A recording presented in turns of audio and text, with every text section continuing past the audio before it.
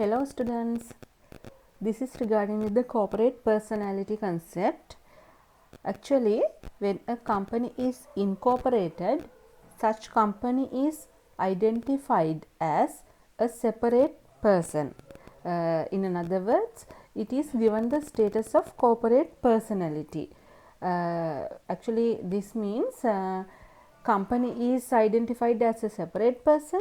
The shareholders who invested in the company are identified as separate persons, right? So they are two different persons. Company is holding its assets, company is borrowing loans in the company's name. Shareholders do not get any involvement over such assets or loans or anything. In addition to that, company can file legal cases. We call it as company can sue in the company name itself. Another persons also can sue against the company under the company's name. Company can enter into contracts in the company's name, and company is having a separate seal, so that they will company will place the company seal and enter into certain contracts likewise. Okay, so the summary is, in the eyes of law, company will be identified as a separate person. We call usually as a legal person. The shareholders are identified as separate persons. Okay, so let's see what are the consequences of having a corporate personality. First point is, company has a perpetual succession. That means, since a company is identified as a separate person, even though the shareholders left the company, or even though the new shareholders come into the company, whatever happened to the shareholders status, company's life will not be changed. It is going further and further until it is wound up. Whatever happened to the shareholders does not get any result in to the company's life cycle. Okay. Second point is, company is capable of showing and being showed. As I explained earlier, if someone has done any wrong thing to the company, company can file a legal case against that third party in the company's name itself. Okay. දැන් company එකට කවුරු හරි මොනවා හරි ප්‍රශ්නයක් වැරද්දක් කරලා තියෙනවා නම් අපි සාමාන්‍යයෙන් කරන්නේ උසාවියකට ගිහිල්ලා නඩුවක් දානවනේ. අන්න එහෙම නඩුවක් දානකොට කම්පනි එකට පුළුවන් තමන්ගේ නමින්ම නඩුවක් පවරන්න. ඇත්තටම අපි දන්නවනේ කම්පනි එකක් කියන්නේ මිනිස්සෙක් වගේ ඇහැට පේන පුද්ගලයෙක් නෙවෙයිනේ. ඒ වුණාට එයා නෛතික පුද්ගලයෙක් විදිහට හඳුනා ගන්නවා. ඇහැට පෙනුනේ නැති වුණත් එයත් මිනිස්සෙක් වගේ. එතකොට එයාටත් නමක් තියෙනවා. එයාගේ නම මොකද්ද? කම්පනි කර රෙජිස්ටර් කරපු නම. ඒ වගේම තමයි අපි වැරද්දක් කම්පනි එක වැරද්දක් කරලා තියෙනවා නම් අපි හිතමු තර්ඩ් පාර්ටි එකක් කම්පනි එකට විරුද්ධව නඩු දානවා කියලා. අන්න ඒ වෙලාවට ෂෙයා හෝල්ඩර්ස් ලගේ නමින්ද නඩුව දාන්නේ නැහැ. කම්පනි එකේ නමින් තමයි නඩුව දාන්නේ. හැම වෙලාවෙම ෂෙයා හෝල්ඩර් වෙන් කරනවා මේ කම්පනි එකෙන්. ෂෙයා හෝල්ඩර්ව වෙන් කරනවා. ෂෙයා හෝල්ඩර් වෙනම පුද්ගලයෙක්. එයා සල්ලි දැම්මට ෂෙයා හෝල්ඩර්යි කම්පනි එකයි එක්කෙනෙක් නෙවෙයි දෙන්නෙක්. ඒක තමයි මතක තියාගන්න වැදගත්ම කාරණය. Right? Third point, a company can acquire, hold and dispose of property. As I have explained earlier, company can purchase any property freely. Freely in the sense independently, right? Company can buy assets, sell assets in the company's name itself. Okay. Next point is, company can carry out business, enter into contracts and can be bound by obligations. තමන්ගේ නමින්ම business එකක් කරගෙන යන්න, contract එකට enter වෙන්න, වගකීම් වලට බැඳෙන්න company එකට හැකියාව ලැබෙනවා. මොකක් නිසාද? මේ corporate personality කියන තත්වය එයාට ලැබෙන නිසා. කොහොමද මේ තත්වය එයාට ලැබෙන්නේ? එයා සමාගමක් විදිහට ලියාපදිංචි කරපු නිසා. සමාගම් පනත යටතේ incorporate කරපු නිසා. Understood? Right. Our last point, shareholders' liability is limited to the amount prescribed in the Companies Act. Usually, we know that shareholders are investing in the company and they are getting shares now, so that there is a identified value in the share, right? Shareholders will be liable to the company only up to the paid up value of the shares. මේකෙන් කියන්නේ shareholder සහ company එක කියන්නේ දෙන්නෙක් නිසා shareholder යම් කිසි අවස්ථාවකදී company එකට තමන්ගේ pocket එකකින් සල්ලි දෙන්න බැඳිලා ඉන්නවා නම් බැඳිලා ඉන්නේ තමන්ගේ අතේ තියෙන shares වල වටිනාකමට විතරමයි. එතනින් එහාට මේ shareholder රුපියලක්වත් company එකට ගෙවන්න බැඳිලා නැහැ. Right? These are the instances where the concept of corporate personality is applied. We will see in the Companies Act. Our Companies Act I have described in the first part. We have 2007 Companies Act now. In that Companies Act, section 2.1 and section 2.2 explains about this corporate personality concept.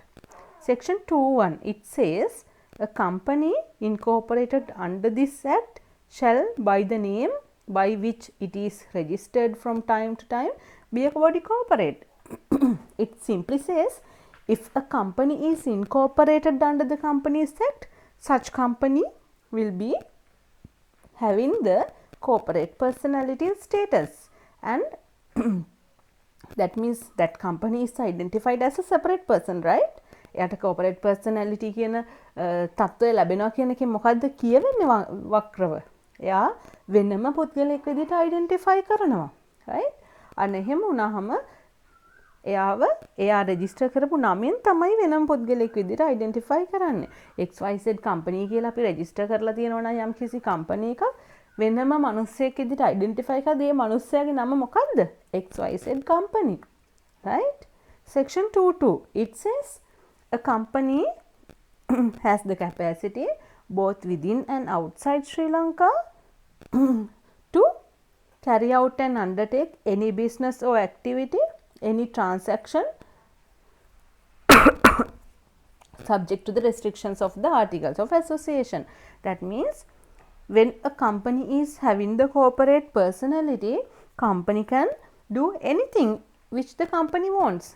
company එකට පුළුවන් වෙනම business එකක් කරන්න එයාගේ නමින්, එයාට පුළුවන් ඕනම ක්‍රියාකාරකමක් කරන්න, ඕනම transaction එකකට enter වෙන්න. ශ්‍රී ලංකාව ඇතුළත විතරක් නෙවෙයි, in පිටතදීත් මේ දේවල් කරන්න එයාට හැකියාව ලැබිලා තියෙනවා මෙයාගේ මේ වෙනම නෛතික පුද්ගලභාවය කියන concept එක නිසා. Now just think you know about other company modules also, no? Sole proprietorship and partnership. Do they have the corporate personality? Do they have? No. Sole proprietorship does not have a corporate personality. That means the owner and the business is one, not two separate parties.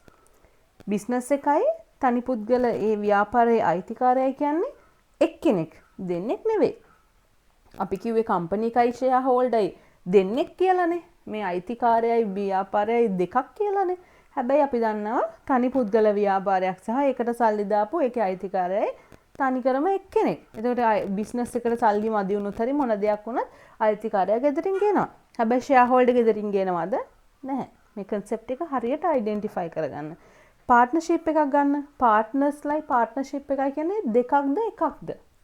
එකක්. හැම වෙලාවෙම partnership එකට සල්ලි මදි වුණොත් partner ගෙදරින් ගේන්න බැඳලා ඉන්නවා. මොකද ඒ දෙන්නම දෙන්නෙක් නෙවෙයි එක්කෙනෙක්. හැබැයි company එකට ඒ තත්ත්වය නැහැ. Right? Now let's see. There are some legal cases decided in the courts with regard to this corporate personality concept. Right? This Salomon versus Salomon and Company case. This is a landmark case, very important. This has been decided with respect to this corporate personality concept. Right? Let's see what has happened in this case. Solomon incorporated a company to take over his personal business of manufacturing shoes. There was a person called Solomon, right? That person had a business, that business of manufacturing shoes and boots. Okay, Solomon wanted to incorporate a company and transfer his personal business to the company. He did so. Solomon business company එකක් incorporate කරලා මොකද කරේ? එයාගේ අර personal business එක company එකට transfer කරා. ඒකේ company එකේ shareholders ලා උනේත් එයාගේ family members ලාම තමයි. Then what happened? Solomon purchased 20,000 shares. Okay? Solomon shareholder කෙනෙක් එයා company එකෙන් 20000ක shares එයාට issue කරගත්තා. And also he purchased debentures worth of 10,000 pounds. You know about debentures, right? When a company wants more money, company will issue debentures so that any person having money can give money to the company and purchase debentures. Okay? So Solomon purchased shares as well as the debentures. In another year, company was making losses, so it was decided to wind up the company. So now they started the processing of winding up. The assets of the company were just sufficient to pay only the debenture holders, right? company එකට සල්ලි තිබුණේ නැහැ. එයාගේ assets විකුණලා ගන්න සල්ලි වලින් debenture holders ලට යන්තම් ගෙවා ගන්න සල්ලි ටිකක් විතරයි ඉතුරු වුණේ. ඇයි අපි debenture holders වලට විතරක් ගෙවන්නේ? ඔයගොල්ලෝ දන්නවා winding up එකකදී assets විකුණලා ඒ සල්ලි ටික අරගෙන ඊළඟට ණය බේරනවනේ. ණය ගෙවනකොට order එකක් තියෙනවා. මුලින්ම ගෙවන්නේ debenture holders ලට. ඊට පස්සේ ගෙවන්නේ secured creditors ලට. ඊට පස්සේ unsecured creditors ලට. අන්තිමට තමයි ඉතුරු වෙන එකක් shares වල අනුපාතයට shareholders ලට බෙදලා දෙනවා. right? මෙතනදී අර මේ hierarchy එකේ උඩින්ම ඉන්න debenture holders ලට දෙන්න විතරයි company එකට සල්ලි තිබුණේ. දැන් මේ unsecured creditors ලට එතකොට සල්ලි හම්බ වුණාද? company එකේ හිටපු අනිත් unsecured creditors ලට? No, they didn't get anything. They were so angry, so they filed a legal case in the company. What was those unsecured creditors' argument? This is the argument. It was argued on behalf of the unsecured creditors that though the company was incorporated, it never had an independent existence. It was Solomon's himself trading under another name. So Solomon should pay for the unsecured creditors in winding up. They were telling Solomon is not a separate person. Solomon and company, they are the same person. Even though the company is incorporated, only like what Solomon wanted happened in the company always. Solomon business එක incorporate කරාට business එකේදී ඇත්තටම උනේ Solomon ට අවශ්‍ය දේ විතරයි. යාගේ business එකම තමයි ගියේ. ඒ නිසා මේ දෙන්නෙක් නෙවෙයි එක්කෙනෙක්. ඒ නිසා Solomon ට ගෙදරින් සල්ලි ගෙනල්ලා අපේ ණය ගෙවන්න කියලා තමයි unsecured creditors ලා කිව්වේ. මෙන්න මේක තමයි උසාවි තීන්දුව. It told as the company was duly incorporated, it is an independent person with its rights and liabilities.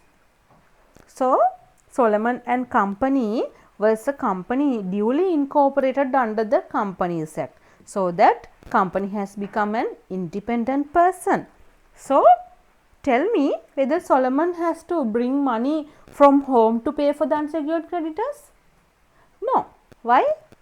Solomon is a shareholder only. His interest is only with regard to the shares in addition to the debentures, right? debenture කතාව වෙනමනේ යන්නේ. shareholder පැත්තෙන් ගත්තොත් Solomon වෙනම කෙනෙක්. එයා දාපු සල්ලි ටික අරෙන්න එයා shares වලට ගෙවිය යුතු සල්ලි ටික කියන්නේ එයා කීයක්වත් ගෙවන්න ඕනේ නැහැ. උසාවියෙන් තීන්දුව කරා unsecured creditors ලට ගෙවන්න වගකීම තියෙන කාටද? Solomon and company එකට මිසක් Solomon ට නෙවෙයි. right? Let's head back to the Lee versus Lee's Farming Limited case. Right? This case, it says Mr. Lee formed a company which had 3,000 shares and he held 2,999 shares and one share was held by his lawyer. Right? Lee was the director as well as he was having a job as the chief pilot in the company. Right? Mister ලී කියලා කෙනෙක් හිටියා. එයා company එකක් form කරා. එයාට තමයි ගොඩාක් ෂෙයාර්ස් තිබුණේ. එක ෂෙයා එකක් තිබුණා එයාගේ ලෝයර්ට. දැන් මේ මිස්ටර් ලී තමයි මේ කම්පැනි එකේ චීෆ් පයිලට් විදිහට වැඩ කරේ. දැන් මට කියන්න මිස්ටර් ලීට ලීස් එයා ෆාමින් ලිමිටඩ් එකේ ජොබ් එකක් කරන්න පුළුවන්ද? එයා මේන් ෂෙයා හෝල්ඩර් වුණා කියලා. පුළුවන්. මොකද්ද ප්‍රශ්නේ? ලීස් එයා ෆාමින් කියන්නේ වෙනම කම්පැනි එකක්. That is a separate person. Lee is another person. Even though he is a shareholder, company and shareholder, they are not one same person. No? They both are two separate persons. Mr. Lee can enter into any transaction with the company. Understood? Right. Now what happened?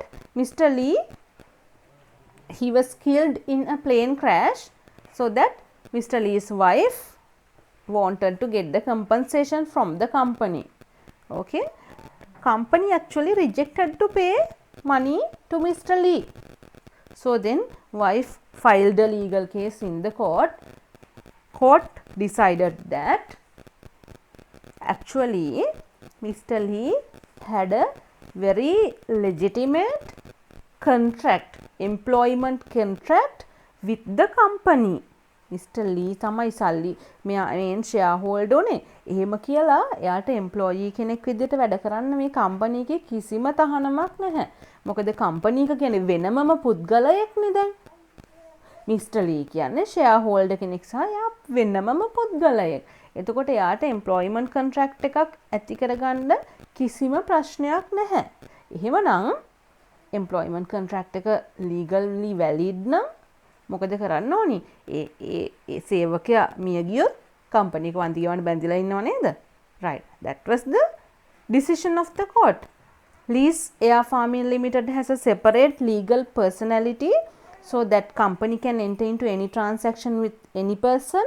So even though Mr. Lee was a shareholder, company can enter into contracts with Lee also, right? So that company had to pay this compensation to the chief pilot. Okay. Let's move to our third case. This is Macaura versus Northern Assurance.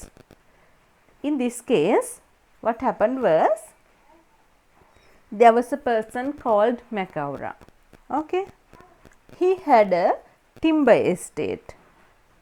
මෙයාට තිබුණා දැව වත්තක්. Okay, ගස් ගොඩක් තිබුණා. ඒ වලින් දැව වෙළඳාම තමයි කරේ. Mr. Macaura sold this timber estate to Irish Canadian Sawmills Limited, right? That is a company. Okay. Actually, this company's sole shareholder was Macaura. That is a separate story, right? Macaura had a timber estate. So then he sold this timber estate to another company. That company's sole shareholder was also Macaura, right? Now what Macaura did was, he went to an insurance company and obtained an insurance policy on the timber from that insurance company. But actually Macaura obtained this insurance policy in Macaura's name, not in the company name, right? What did you notify here? Now the estate is owned by Macaura or Macaura's Canadian Sawmill Company.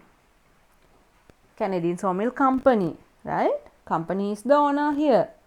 Now, who obtained the fire insurance? Macaura. There is a problem here, right?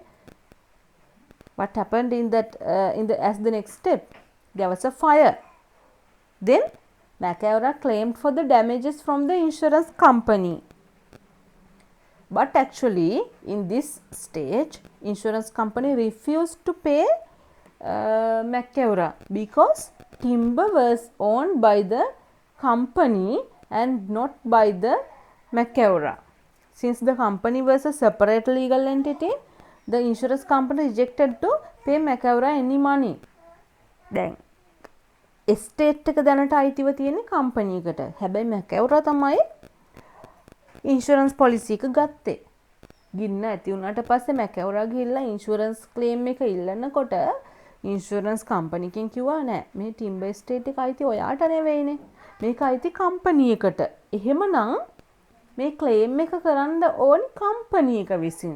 මේ insurance police එක අරගෙන ඒකේ claim එක කරන්න company එක මිසක් ඔයා නෙවෙයි. You may be the sole shareholder, but because of this corporate personality concept, only the company can have interest over the company's assets. Shareholders do not have any relationship with the company's assets, right? This was the judgment. Insurer is not liable on the contract since the timber that perished in the fire did not belong to McEvra, in whose name the insurance policy was held. Insurance company එක ගෙවන්න බැඳිලා නැහැ මැකෙවරාට. මොකද එයා share holder මිසක් මේ ටිම්බර් estate එකේ අයිතිකාරයා නෙවෙයි. එයා ෂෙයා හෝල්ඩර් අයිතිකාරයයි කියන්නේ අයිතිකාර කම්පැනි එකයි කියන්නේ දෙකක්. නිසා කම්පැනි එකේ ඇසෙට්ස් වලට අත දාන්න මැකෙවරාට අයිතියක් නැහැ. right? Okay. This is another important concept which is derived from the corporate personality. This concept is corporate veil. Okay. Now we know when a company is incorporated, that company is identified as a separate person apart from its shareholders. Right. Now we will assume that there is a veil in between the company and the shareholder. අපි කියනවානේ company එකක් incorporate කරාට පස්සේ මේ share හෝල්ඩර්යි company එකයි දෙපැත්තට වෙන් වෙනවා කියලා. කම්පැනි එක වෙනම පුද්ගලයෙක් වෙනවා, ෂෙයා හෝල්ඩර් වෙනම පුද්ගලයෙක්. අපි නීතිය ඇසියුම් කරනවා අපිට හැට පෙනුන්නේ නැති වුණාට මේ දෙන්න අතර තිරයක් තියෙනවා කියලා. ඉන්කෝපරේෂන් එක කියන තිරය. එතකොට අපි හැම වෙලාවෙම ව්‍යාපාර ලෝකේ අපි ඇහැට දකින්නේ කම්පැනි එක විතරයි. ෂෙයා හෝල්ඩර් ඉන්නේ තිරයෙන් පිටුපස. right? We never go and see behind the veil, and we never go and check who is the shareholder. Okay?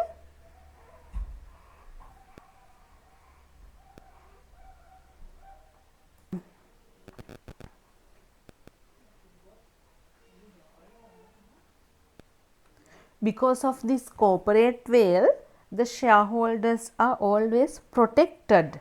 Why?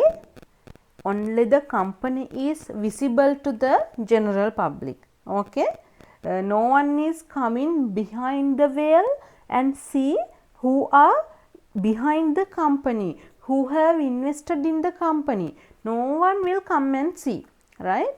And also this concept is clearly established in the judgment of Solomon and Solomon versus Solomon and Company case, which we discussed earlier. In that case, it was held like this: the legal personality of a company is a veil or mask which covers the identity of its shareholders. Mask ගැන අපි මේ දවස්වලත් කතා වෙනවනේ නේද? මෙතනත් කියන්නේ ඒ වගේ කතාවක් තමයි. මේ කම්පැනි එක කියන්නේ shareholders ලගේ මුහුණු වසා දමන මාස්ක් එකක් වගේ කියලා. මාස්ක් එක දාපුවම අපිට කවුද ඉන්නේ කියලා අඳුර ගන්න බැහැනේ නේද? අන්න ඒ වගේ. However, you have to identify that this protection is not a permanent protection, because any time if the courts want to see who are behind the veil, the court can do so. Like, even though the company and the shareholders are two separate persons, let's assume like this: if any shareholder is doing any illegal thing through the company, we can't just penalize only the company, no, because actually there will be some natural persons who are doing this wrong thing. So the court should catch that actual persons who are doing this thing. In that case, the court can remove the veil and see who are actually doing these things, right? Then from this corporate world concept, it is developed to another concept called lifting the corporate world. I'm telling it again. දැන් අපි දන්නවා company එකක් incorporate කරපු ගමන් company එක වෙනම පුද්ගලයෙක් කියලා අයිඩෙන්ටිෆයි කරනවා.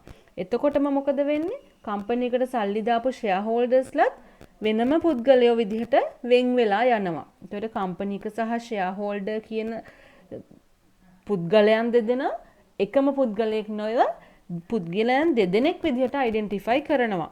මෙතනදී අපේ නීතිය ඇසියුම් කරන මේ දෙන්න අතර පොඩි තිරයක් තියෙනවා කියලා. එතකොට තිරේ ඉදිරිපස්සේ ඉඳගෙන මිනිස්සුත් එක්ක ගනුදෙනු කරන්නේ කවුද? කම්පැනි එක. ෂෙයා හෝල්ඩර්ස්ලා ඉන්නේ තිරයෙන් පිටුපස.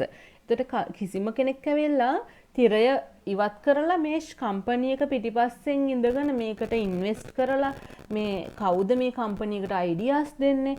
කම්පැනි එක වෙනුවෙන් වැඩ කරන්නේ කවුද කියලා කවුරුත් හොයලා බලන්නේ නැහැ. ප්‍රැක්ටිකලි අපි හොයලා බලන්නෙත් නෑ නේද? අපි තියෙන නගරයේ තියෙන කම්පැනිස් කිහිපයක් ගන්න. ඔයා ඒ කම්පැනි එක දන්නේ ඒකේ නමින් විතරනේ. අපි දන්නවාද ඒකේ ෂෙයා හෝල්ඩර් කවුද කියලා? අපි දන්නේ නැහැ. Why? There is a whale behind the company and no one will come and remove the whale and see who are the shareholders, right? ඒ වුණාට යම් කිසි අවස්ථාවකදී අපි හිතමු මේ තිරේ පිටුපස්සේ ඉන්න ෂෙයා හෝල්ඩර්ස්ලා කම්පැනි එක වැරදි දේවල් වලට යොමු කරනවා නම් කම්පැනි එක වැරදි දේවල් වලට භාවිතා කරනවා නම් අන්න ඒ වෙලාවට අපිට සිද්ධ වෙනවා මේ කම්පැනි එකට දඬුවම් කරලා ප්‍රමාණවත් නැහැනේ. මොකද ඇත්තටම අපි දන්නවා මොන දරම් දේවල් කොත් කම්පැනි කියන්නේ පණ තියෙන කෙනෙක් නෙවෙයිනේ. එහෙමනම් අපි අල්ලගන්න ඕනේ කාවද මේ වැරදි දෙයට වැරදිකාරය විදිහට. ඇත්තටම මේ කම්පැනි එක වෙනුවෙන් වැඩ කරන මිනිස්සුන්ව. ඇත්තටම මේකේ අයිතිකාරයින්ව. අන්න ඒ වෙලාවට අපි කියනවා කෝපරේට් වේල් එක අපි ලිෆ්ට් කරනවා. ඉවත් කරනවා. අන්න එහෙම ඉවත් කරලා අපි මේ ෂෙයා හෝල්ඩර්ස්ලව පෞද්ගලිකව වැරදිකාරයෝ කරන්න උසාවිය පෙළඹෙනවා. Understood?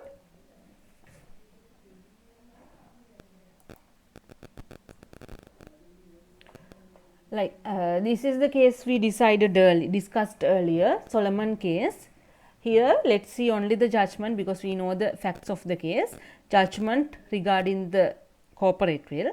Company was a separate legal person distinct from Solomon, and as the company had been validly formed, there was no fraud on the creditors. The unsecured creditors got nothing. මෙතන කියන්නේ මේ company එකයි Solomon කියන්නේ දෙදෙනෙක්. එතකොට මේ දෙදෙනා අතරේ වේල් එකක් තියෙනවා. මෙතනදී වංචාවක් සිද්ධ වුණා නම් උසාවිය මේ කෝපරේට් වේල් එක රිමූව් කරලා සොලමන් නේද ෂෙයා හෝල්ඩර් එහෙම බලනවා. හැබැයි මෙතන ඇත්තටම වංචාවක් සිද්ධ වුණේ නැහැනේ. අර ඕඩර් එකකට ආවම ඩිබෙන්චර් හෝල්ඩර්ස්ලා තමයි අනිවාර්යෙන් මුලින් ගෙවන්න ඕනි. සොලමන් කියන්නේ ඩිබෙන්චර් හෝල්ඩර් කෙනෙක් නිසා තමයි යා සල්ලි ගත්තේ. ඉතින් එයා මෙතන වංචාවක් කරලා නැහැ. ඒ නිසා unsecured creditorsලාට කිසිම දෙයක් දෙන්න අවශ්‍ය නැහැ කියලා තීන්දුව වුණා. Right? These are the exceptions to the theory of corporate veil.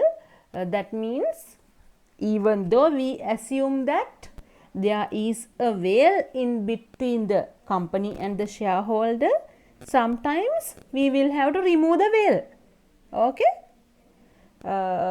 But keep in your mind that always the court will not remove the veil. උසාවිය හැම වෙලාවෙම මේ කම්පැනි එකක් වැරදිකාරයෙක් වුණ හැම වෙලාවකම ෂෙයා හෝල්ඩර්ස්ලා කවුද කියලා ෂෙයා හෝල්ඩර්ස්ලාට වරද පටවන්න යන්නේ නැහැ. මොකද අපි කම්පැනි එකක ඉන්වෙස්ට් කරනකොට අපි දන්නවා ප්‍රධානම දෙයක් තියෙනවා. අපිට ලැබෙන ප්‍රධාන වාසියක් තියෙනවා. මොකද්ද? ලිමිටඩ් ලයබිලිටි එක. ෂෙයා හෝල්ඩර් කෙනෙක් බය නැතුව ඉන්වෙස්ට් කරන්නේ ඇයි? කිසිම වෙලාවක මේ යම් කිසි දෙයක් සිද්ධ වුණොත් කම්පැනි එක මිසක් තමන්ව පෞද්ගලිකව වගකීමකට ලක් වෙන්නේ නැහැ. තමන් ෂෙයාර්ස් වලට අදාළ මුදල ගෙවුවා නම් එතනින් හැර ෂෙයා හෝල්ඩර්ට වගකීමක් නැහැ. එන්න ඒ නිසා උසාවිය හැම වෙලාවෙම ෂෙයා හෝල්ඩර්ව හොයාගෙන ඉන්නේ නැහැ. වැරද්දක් සිද්ධ වුණාම ඒකට කම්පැනි එක තමයි දඬුවමට ලක් කරන්නේ. කම්පැනි එකත් මිනිස්සේ පුද්ගලයෙක් විදිහට අයිඩෙන්ටිෆයි කරනවනේ. හැබැයි මතක තියාගන්න වැරද්දක් සිද්ධ වෙනවා නම් යම්කිසි අපරාධයක් කම්පැනි එක කරහා සිද්ධ වෙනවා නම් සහ සමහර නීත්‍යානුකූල අවස්ථාවන් වලදීත් උසාවිය මේ වේල් එක ඉවත් කරන්න පෙළඹෙනවා යම් කිසි සාධාරණ හේතු නිසා. Right? Then there are two legal cases given in your guidebook with regard to this piercing the corporate veil or lifting the corporate veil. In this United States versus Milwaukee Refrigerator and Company case, it's decided that corporation will be looked upon as a legal entity as a general role. සාමාන්‍යයෙන් පොදුවේ අපි කියන්නේ සාමාන්‍ය නීතියේදී අපි company එකක් වෙනම පුද්ගලයෙක් විදිහට තමයි අයිඩෙන්ටිෆයි කරන්නේ. හැබැයි මෙන්න මේ දේවල් සිද්ධ වුණොත් මොනවද? මහ ජනතාව අපහසුතාවයට පත් කරන දේවල්, වැරදි සහගත කටයුතු, ඊට පස්සේ වංචාවන්, අපරාධයන් සිද්ධ කරනවා නම් ඒ කම්පැනි එකෙන් අන්න ඒ වෙලාවට මේ කෝපරේට් වේල් එක අයින් කරලා ඇත්තටම මේ දේවල් පිටුපස ඉන්නේ කවුද, මේ කම්පැනි එකේ ඇත්තටම පණ තියෙන මිනිස්සු කවුද මේ දේවල් කරන කියලා බලලා උසාවිය කෝපරේට් වේල් එක රිමූව් කරන්න කටයුතු කරනවා කියලා. right? Second case, Littlewoods Mail Order Stores Limited versus Inland Revenue Commissioner. Here also it says we should not remove the corporate veil always, but the companies have to, the courts have to be very carefully check whether to remove the corporate veil or not. Right? Then now I have explained you what is the concept of corporate veil and why we are lifting this corporate veil. In that case, I told you there are some like criminal or wrong things done by the shareholders. Then also we will remove the corporate veil. Not in that kind of situations. There are some legal situations where we will have to lift the corporate veil. Let's see what are the situations where the court has to lift the corporate veil. මේ තමයි අර අපි කියන්නේ සාංගමික තිරය කියලා ඔකට අපි කියනවා සිංහලෙන්. corporate veil එක ඉවත් කරන්න උසාවියට සිද්ධ වෙන අවස්ථාවන් කිහිපයක්. right? When the company has been used as a cover for deliberate wrongdoing. වැරදි දේවල් කරන්න මිනිස්සු කම්පැනි එක යූස් කරනකොට අපි කියන අර බලලුන් ලබා කොස්සට බාවනවා කියලා. එතකොට කවුද මේ වැරද්ද ඇත්තටම වැරද්ද කරන්න ඕනි වෙන කෙනෙක්ට එයා වෙන කෙනෙක්ව යූස් කරනවා. ඒ වගේ දැන් මේ වැරදි දේ කරන්න කම්පැනි එක තමයි යූස් කරන්නේ. අන්න ඒ වගේ වෙලාවට කම්පැනි එකට විතරක් දඬුවම් කරලා බෑනේ. ඒ වගේ වෙලාවට ඔන්න උසාවිය කවුද ඇත්තටම මේ පිටුපස්සේ ඉන්නේ කියලා බලන්න corporate veil එක remove කරනවා. right? Second situation, when the number of members falls below the statutory minimum. Let's assume there is a minimum number of shareholders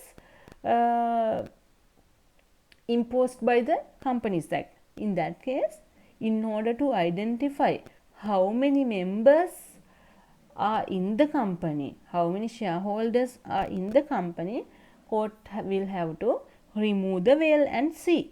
Right? And also, if the controlling shareholder uses the company as his agent, or if the corporate body is abused for an unlawful or improper purpose. Let's assume in the company there is a controlling shareholder. We will call as major shareholder. Sometimes the company is doing whatever required by that major shareholder. If the company is doing some unlawful or wrong things, and that is the thing required by the major shareholder, then we will have to remove the veil and see actually who is this major shareholder. Right? And also to prevent a fraud and to determine a place of residence for the application of the specific statutes such as tax law. As if you have followed tax law, you might know that we will have to decide the residency of the companies. Right? company එකක වාසික නිර්වාසික භාවය අපි තීරණය කරන්නේ residence ද නන් residence ද කියලා. අන්න ඒ වෙලාවට එයාගේ රෙසිඩන්ස් එක තීරණය කරද්දී සමහරවිට කම්පැනි එක ඉන්කෝපරේට් කරේ මොන රටේද කියන එකෙන් අපිට තීරණය කරන්න බැරි වෙන්න පුළුවන්. right company එක රටවල් දෙකක විතර ඔපරේට් වෙනවා නම් අපි සමහර වෙලාවට මේ තිරය පිටුපස්සට ගිහිල්ලා මෙයාගේ ඇත්තටම ෂෙයා හෝල්ඩර්ස්ලා කවුද ඒගොල්ලෝ ඉන්නේ මොන රටේද කියලා බලලා අපි කම්පැනි එකේ රෙසිඩෙන්සි එක තීරණය කරනවා වෙන්න පුළුවන් right next one to prevent deliberate evasion of contractual obligations and then to promote the interest of national security and then sometimes when you are having group companies like there are few more companies we will have to when preparing the financial statements we will have to prepare consolidated accounts. In that case we will have to see who are the actual shareholders. Maybe shareholder may be a company but we will have to see who are the shareholders and then we will have to gather all shareholders accounts together, all companies accounts together. In that case also we will have to remove the corporate veil, right? So now we are at the end of the chapter. Let's meet up with our chapter 2. Thank you.